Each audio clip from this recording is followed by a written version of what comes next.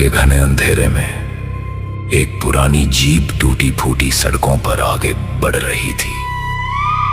चारों तरफ सूखा जंगल था और पेड़ों की टहनियां हवा में किसी कंकाल की उंगलियों की तरह हिल रही थी। हेडलाइट की रोशनी में सिर्फ धूल और सन्नाटा ही दिखाई दे रहा था। जीप के अंदर दो यूट्यूबर्स बैठे हुए थे जो अपनी नई वीडियो के लिए कंटेंट की तलाश में थे। उनकी आंखों में कुछ नया ढूंढने का जुनून था। राहुल जीप चला रहा था। बगल की सीट पर बैठा मंगत डर से कांप रहा था और उसने अपने कैमरे को कसकर पकड़ रखा था। राहुल भाई, मुझे ये जगह ठीक नहीं लग रही है। इंटरनेट पर इस गांव का कोई नक्शा नहीं है, कोई रिकॉर्ड नहीं है। और तूने सुना नहीं था, लोग कहते हैं इस गांव में पिछले 20 सालों से किसी ने भी किसी औरत की आवाज नहीं सुनी। वही तो हमारी डॉक्यूमेंट्री का असली सस्पेंस है मंगत। बिना स्त्रियों का गांव। कोई तो वजह होगी कि इस गांव में सिर्फ पुरुष रहते हैं। यही तो पता करना है। ये कोई अंधविश्वास है या कोई बीमारी या कोई खौफनाक राज? आज हमें इसका पता लगाना ही होगा। अगर इस राज का पता लगाकर हमने अपने YouTube चैनल में अपलोड कर दिया तो देखना व्यूज की कैसी बाढ़ आ जाएगी। अरे तहलका मचा देंगे, तहलका। तभी गांव का एक पुराना साइन बोर्ड सामने आया जिस पर लिखा था, चंदनपुर में आपका स्वागत है। लेकिन अजीब बात यह थी कि उस बोर्ड पर लाल रंग से एक बड़ा क्रॉस का निशान बना हुआ था। जैसे ही जीप गांव की सीमा में दाखिल हुई, अचानक गाड़ी का इंजन बंद हो गया। हेडलाइट्स टिमटिमाने लगीं और हवा का तापमान एकदम से गिर गया। वे जीप से नीचे उतरे। देखा, शुरू हो गया ना अपशगुन। मैं कह ही रहा था, अब क्या करें। अरे यार तू चुप कर। इतनी दूर से ड्राइव करके आ रहे हैं तो इंजन गर्म हो गया होगा, इसलिए बंद पड़ गई होगी। तू भी ना। सामने गांव के पुराने जर्जर मकान दिखाई दे रहे थे। हर घर के दरवाजे बंद थे और अजीब बात यह थी कि किसी भी घर की खिड़कियों पर पर्दे या सजावट का कोई सामान नहीं था। पूरा गांव जैसे किसी श्मशान की तरह खामोश था। तभी उन्हें दूर एक अलाव जलता हुआ दिखाई दिया। वहां गांव के कुछ पुरुष चुपचाप सिर झुकाए बैठे थे। बड़ी अजीब बात है, कितना सन्नाटा है यहाँ। यार राहुल, मुझे यहाँ कुछ अजीब वाइब आ रही है। अजीब तो है। अच्छा सुन, देख वहां कुछ लोग बैठे हैं। चल उनके पास चलते हैं। इस गांव के बारे में उन लोगों से पूछते हैं। आजा। राहुल रुक, तुझे नहीं लगता हमें उन लोगों के पास नहीं जाना चाहिए? उन लोगों के चेहरे तो देख, ऐसा लग रहा है कि कितने गुस्से में हैं। अगर हम उनके पास गए और उन्होंने हम पर गुस्सा किया तो? जा। तू छोटा बच्चा है मंगत। चल मेरे पीछे आ। राहुल और मंगत उस अलाव के पास पहुंचे। वहां बैठे लोग इन्हें देखकर चौंक गए। उनकी आंखों में गुस्सा और खौफ साफ देखा जा सकता था। तभी भीड़ में से एक लंबा सफेद दाढ़ी और लाल पीली आंखों वाला बुजुर्ग सामने आया। वो इस गांव का मुखिया सदाशिव था। शहर के लड़कों, रास्ता भटक गए हो या मौत को दावत देने आए हो? इस गांव में बाहर के लोगों का आना मना है और रात के वक्त तो यहाँ परिंदा भी पर नहीं मारता। नमस्ते काका जी, हम कोई चोर उचक्के नहीं है। हम यूट्यूबर हैं और हम यहाँ चंदनपुर के बारे में एक डॉक्यूमेंट्री बनाने आए हैं। हमने सुना है कि आपके गांव में कोई महिला नहीं रहती, ऐसा क्यों है? राहुल का ये सवाल सुनते ही अलाव के पास बैठे सभी पुरुष अचानक खड़े हो गए। माहौल में एक अजीब सा तनाव फैल गया था। सदाशिव ने अपनी लाठी को जमीन पर जोर से मारा। चुप रहो। उस शब्द का नाम भी मत लो इस धरती पर। यहाँ कोई औरत नहीं है, न कभी होगी, समझे? अगर अपनी जान सलामत चाहते हो तो चले जाओ यहाँ से। काका जी आप नाराज ना हो, हम तो बस आपके गांव के बारे में जानना चाहते हैं और कुछ नहीं। हम किसी को तंग नहीं करेंगे, चुपचाप अपना काम करके यहां से चले जाएंगे। और आपके गांव के बारे में इंटरनेट पर सबको पता चले। क्या आप नहीं चाहते? इसमें आपका ही फायदा है।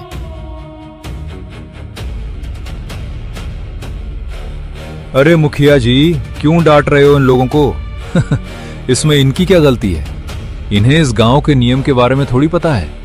ये तो अपना काम कर रहे हैं, बस रहने दो इन्हें यहाँ।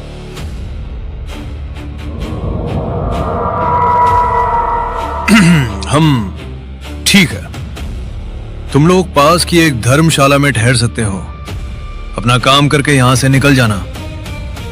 लेकिन इस गांव के 3 नियम याद रखना। नियम? कैसे नियम? रात के 12 बजे के बाद कोई भी अपने कमरे से बाहर नहीं निकलेगा। गांव के बीचों बीच स्थित उस पुरानी हवेली की तरफ आंख उठाकर भी नहीं देखोगे। और अगर रात को किसी औरत के रोने या पायल की आवाज सुनाई दे तो अपने कान बंद कर लेना, पर खिड़की से बाहर झांकने की हिम्मत मत करना। समझ गए? भाई चल यहाँ से, ये लोग पागल हैं। नहीं मंगत, कहानी यही है। ठीक है काका जी, हम गांव के ये तीनों नियम याद रखेंगे, आप निश्चिंत रहिए।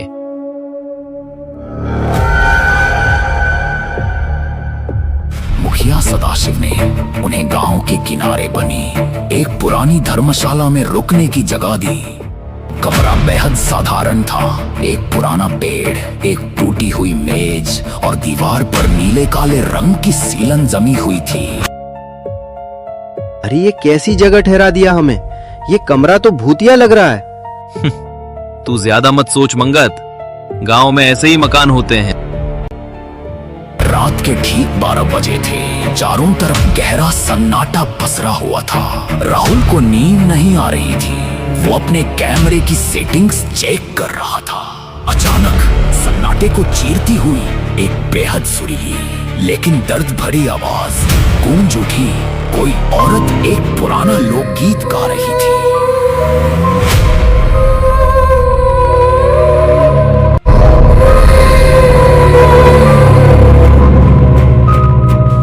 मैं मुसाफिर था, घर भी मुझसे रूठ गया।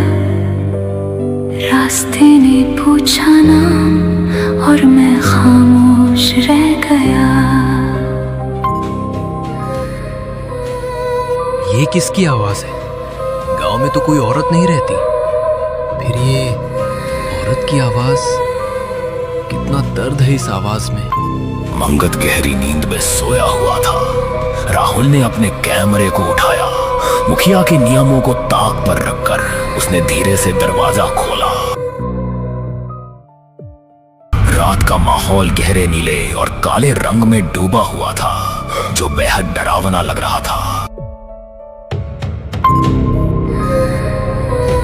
राहुल आवाज का पीछा करते हुए गांव के बीचों बीच बनी उस पुरानी जर्जर हवेली के सामने पहुंच गया। हवेली का मुख्य दरवाजा भारी लकड़ी का था, जिस पर बड़े बड़े लोहे के ताले लटके हुए थे। लेकिन अजीब बात यह थी कि हवेली के ऊपर की मंजिल की एक खिड़की खुली हुई थी और वहां से एक मध्यम लाल पीली रोशनी बाहर आ रही थी। राहुल ने कैमरा चालू किया और खिड़की की तरफ जूम किया। जो कुछ उसने देखा, उसके रोंगटे खड़े हो गए। खिड़की के पास एक औरत की परछाई खड़ी थी, जो अपने बालों को संवार रही थी। अगर इस गांव में कोई औरत नहीं है तो वो कौन है? तभी वो परछाई अचानक रुकी और खिड़की पर आई। उसका सिर अजीब तरीके से पीछे घूमा। उसकी आंखें पूरी तरह से सफेद थी, चेहरा बेजान, भयानक। वो सीधे कैमरे के लेंस के जरिए राहुल को देखने लगी और उसने एक भयानक चीख मारी।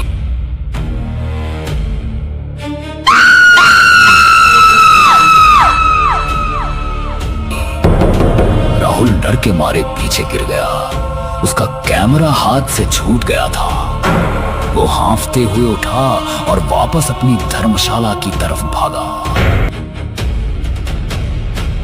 जब वो धर्मशाला के पास पहुंचा तो पीछे से उसे किसी ने कसकर पकड़ लिया। और कोई नहीं बल्कि मुखिया सदाशिव था। उसके हाथ में एक जलती हुई मशाल थी। तुमने तीसरा नियम तोड़ दिया शहर के लड़के। मैंने तुम्हें उस हवेली की तरफ जाने से मना किया था ना, फिर क्यों गए? और एक बात कि तुम रात को कमरे से बाहर क्यों आए? तुम्हें मना किया गया था। फिर वो मैं तो बस, मुझे किसी औरत की आवाज सुनाई दी थी, तो मैं बस देखना चाहता था कि गांव में जब कोई औरत नहीं है तो ये आवाज किसकी है। अब तो पता चल गया ना कौन थी वो। हाँ, वो वहां कोई चुड़ैल थी। हाँ, वो कोई औरत नहीं थी। उसने अपना सिर पूरा घुमा लिया और उसकी आंखें सफेद थी। कौन थी वो? आखिर इस गांव में चल क्या रहा है? चलो तुम पहले यहां से चलो, आग के पास जाना होगा। रुको, मैं भी आता हूँ। सदाशिव ने अलाव के पास लाया। वहां गांव के कुछ और पुरुष भी जमा हो चुके थे। सदाशिव ने अपनी आंखें बंद की और 20 साल पुरानी कहानी सुनानी शुरू की। 20 साल पहले ये गांव ऐसा नहीं था। यहाँ रौनक थी, हंसी खुशी थी, लेकिन इस गांव के पुरुषों पर एक अंधविश्वास का भूत सवार था। उस साल गांव में बारिश नहीं हुई और इस गांव की जमीन सूखने लग गई।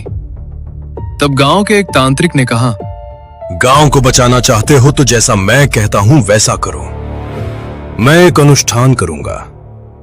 कल अमावस्या की रात है। जो भी करना है वो कल रात को ही करना है। अगर गांव की सबसे पवित्र और खूबसूरत लड़की की बलि उस खाली पड़ी पुश्तैनी हवेली में दी जाए तो गांव की किस्मत बदल जाएगी। पवित्र और खूबसूरत लड़की? पर तांत्रिक महाराज, कोई अपनी संतान की बलि देने के लिए क्यों तैयार होगा भला? वो मुझे नहीं पता। तुम लोगों को अगर इस गांव को बचाना है तो ये करना ही होगा। मैं हवेली में जाकर अनुष्ठान की तैयारी करता हूं। बलि का इंतजाम करके सब वहीं आ जाना।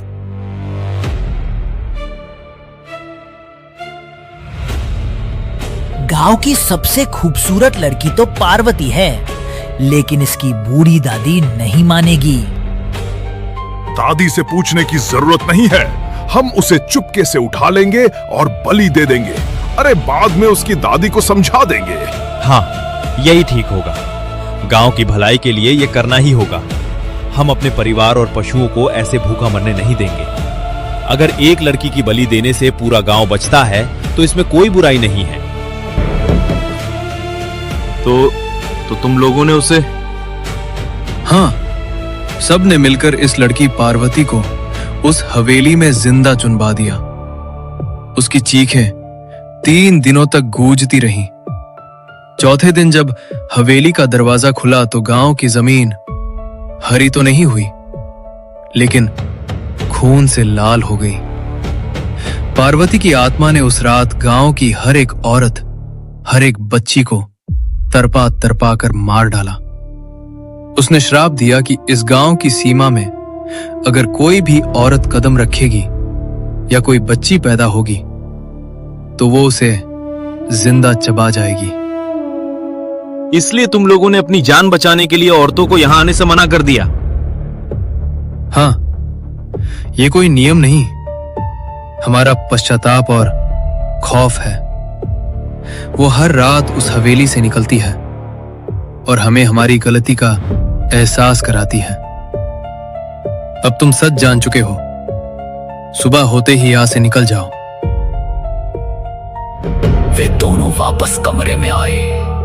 दोनों बहुत डरे हुए थे, लेकिन राहुल का खोजी दिमाग इस कहानी को पूरी तरह स्वीकार नहीं कर पा रहा था। कुछ तो था जो छूट रहा था। उसने कैमरे की रिकॉर्डिंग को ध्यान से देखा। खिड़की पर जो परछाई थी वो सचमुच डरावनी थी। लेकिन तभी राघव को बैकग्राउंड में एक और चीज दिखाई दी। कमरे के अंदर की दीवार पर एक आईना लगा हुआ था जो दूर से ही चमचमा रहा था। राहुल के मन में बिजली कड़की। अगर वो 20 साल पुरानी आत्मा है और वो हवेली 20 सालों से वीरान पड़ी है, तो वो चमचमाता शीशा वो कहां से आया? राहुल, मुझे लगता है तू पागल हो गया है। हम कल सुबह होते ही यहाँ से वापस जा रहे हैं, बस। नहीं, तुझे जाना है तो तू जा। मैं इस गांव के रहस्य को पता करके ही रहूंगा। अगले दिन शाम ढलते ही जब गांव में अंधेरा छाने लगा, मंगत उठ, हमें भागना नहीं है, हमें उस हवेली के अंदर जाना है। गांव वाले हमसे कुछ बहुत बड़ा छिपा रहे हैं। राहुल भाई, तू पागल हो गया है क्या? मुखिया ने कहा था कि जो वहां जाता है वो सुबह का सूरज नहीं देख पाता। मुझे अपनी जान प्यारी है, मुझे घर जाना है। अगर आज हम इस राज को छोड़कर गए तो जिंदगी भर खुद को माफ नहीं कर पाएंगे। कैमरा उठा और मेरे पीछे आ।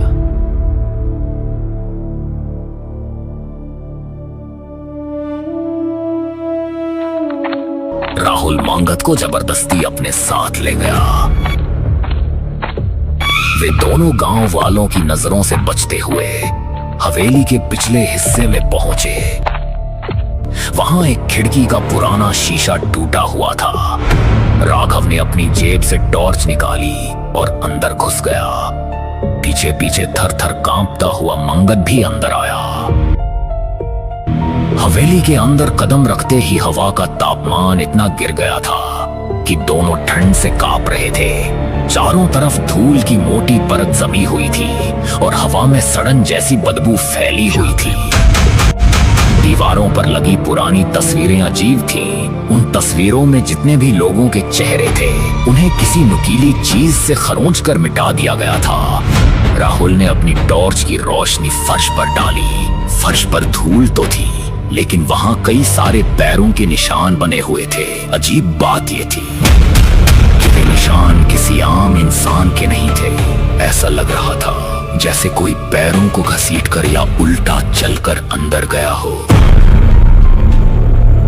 राहुल, ये पैर के निशान देख, ये सीधे नहीं है। इनकी एरिया आगे की तरफ है और उंगलियां पीछे। कुछ बहुत डरावना है यहाँ। राहुल, चल यहाँ से। शांत रहे मंगत, मैं हूं ना, तू डर मत। वे निशानों का पीछा करते हुए हवेली के मुख्य हॉल से होते हुए नीचे की तरफ जाने वाली सीढ़ियों के पास पहुंचे।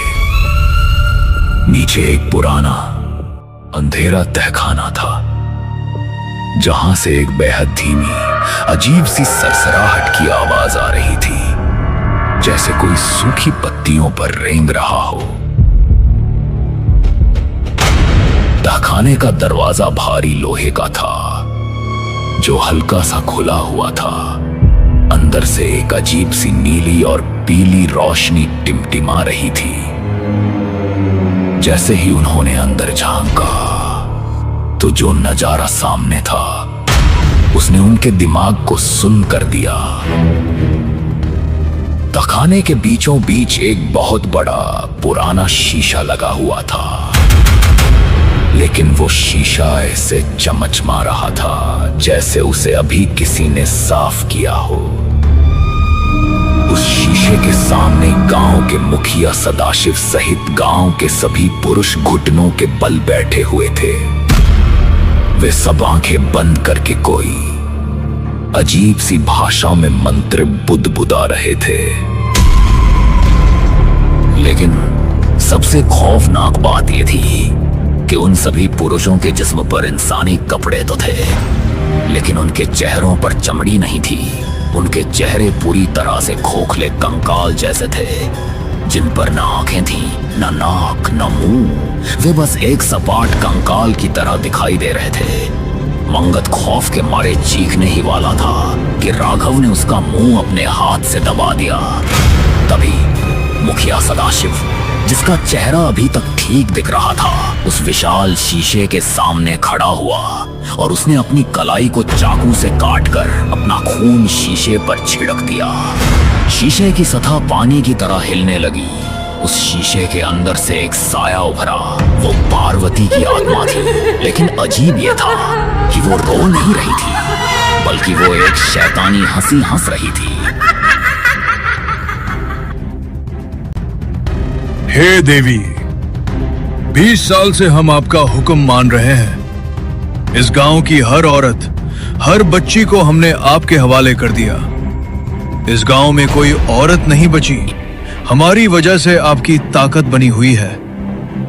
आज रात 2 नए मुसाफिर आए हैं। वे हमारे जाल में फंस चुके हैं। उनका जीवन भी आपके चरणों में समर्पित है।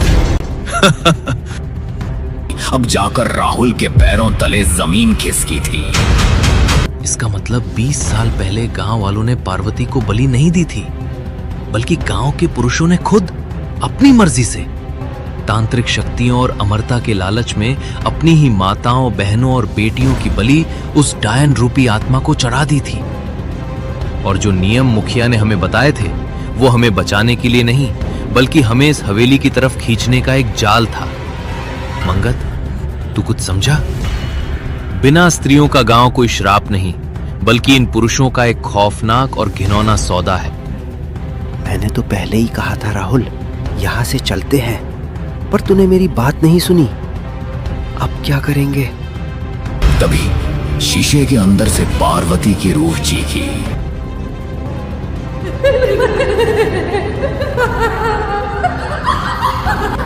दीवार के पास कोई है। मुझे ताजे खून की बू आ रही है। पकड़ कर ला उसे। सदाशिव अचानक पीछे मुड़ा। राहुल और मंगत सीढ़ियों की तरफ तेजी से भागे, लेकिन जैसे ही वे मुड़े, उनके सामने वही खोखले चेहरे वाले गांव के पुरुष खड़े थे। मंगत डर के मारे फर्श पर गिर गया। उसका कैमरा चालू था और उसने जमीन पर गिरकर पूरी घटना को रिकॉर्ड करना शुरू कर दिया था। तुमने अपने स्वार्थ के लिए इस गांव से औरतों का नामो निशान मिटा दिया। कितने बुरे हो तुम। तुमने हमारी अमरता का राज देख लिया राहुल। अब तुम यहां से बाहर नहीं जा सकते। हर साल जो भी इस रास्ते से गुजरता है, हम उसे इस हवेली की रूह को सौंप देते हैं।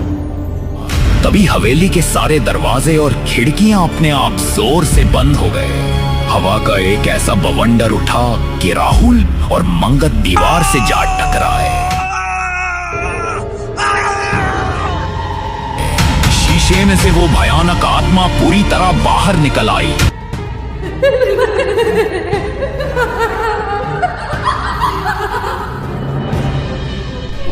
सालों से इस गांव में से पूरा खून बह रहा है। आज मुझे जवान खून मिलेगा।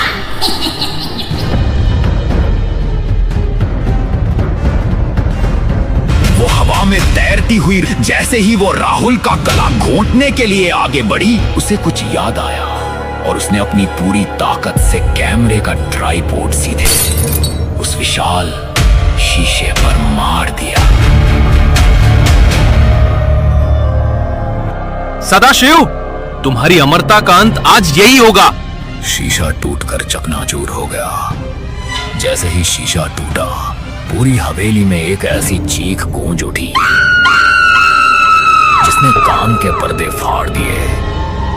शीशे के टुकड़ों से काला धुआं निकलने लगा। शीशा टूटते ही उस आत्मा का शरीर हवा में जलने लगा और सबसे भयानक दृश्य वो था, बाकी अमरता का वरदान खत्म होते ही मुखिया सदाशिव और गांव के बाकी पुरुष पल भर में बूढ़े होने लगे। उनकी त्वचा सिकुड़ने लगी, मांस गलने लगा और देखते ही देखते हुए सब जिंदा कंकाल में बदल गए। और कुछ ही सेकंडों में सदाशिव और उसके सभी साथी पुरुषों के शरीर राख के ढेर में बदल गए। पूरी हवेली ताश के पत्तों की तरह ढहने लगी। मंगत, उठ, हवेली गिर रही है। हमें जल्दी से यहां से निकलना होगा। भारी पत्थर और मलबे नीचे गिरने लगे। वे दोनों मलबे और गिरती हुई दीवारों के बीच से बचते हुए उसी टूटी हुई खिड़की से बाहर की तरफ कूद गए। वह विशाल हवेली पूरी तरह मलबे का ढेर बन चुकी थी, जिसमें सदियों का पाप और वो डरावनी आत्मा हमेशा के लिए दफन हो चुके थे। सुबह का असली सूरज अब पूरी तरह निकल चुका था। आसमान का रंग साफ और सुनहरा हो गया था। हांफते हुए गांव वालों के पास पहुंचे और मुखिया और उसके साथियों की सालों से चली आ रही पूरी साजिश के बारे में बताया। मंगत के हाथ में उसका कैमरा सुरक्षित था।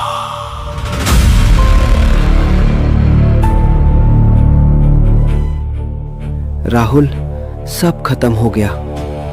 चल शहर वापस चलते हैं। और ये देख, हवेली का पूरा किस्सा कैमरे में रिकॉर्ड हो चुका है।